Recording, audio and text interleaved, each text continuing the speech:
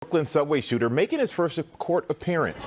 Prosecutors say he carried out a premeditated attack, opening fire on that crowded subway train and leaving nearly 30 people injured.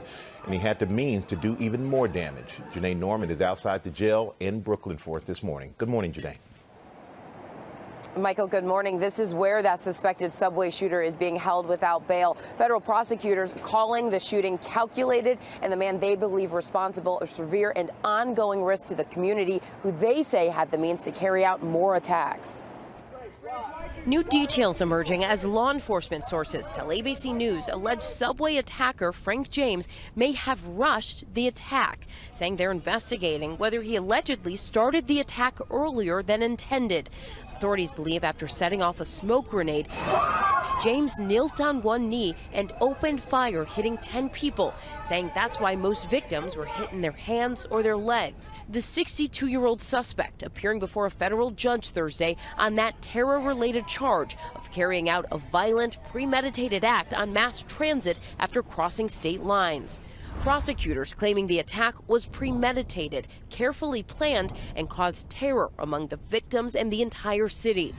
Court filings say James had enough ammunition and supplies in this Philadelphia storage unit to carry out even more attacks. But his defense attorney praising James for turning himself in. Yesterday, Mr. James saw his photograph on the news. He called Crime Stoppers to help. He told them where he was. New York City resident Jack Griffin capturing these photos of James in New York's East Village moments before his capture. About 20 feet away, I saw Frank James sitting down at that bench over there, and so I got out my camera and I quickly took a photo of the street, and that's when he noticed that he was being photographed, and he started walking away. ABC affiliate WISN capturing this footage of federal agents at James's home in Milwaukee as the investigation spans multiple states.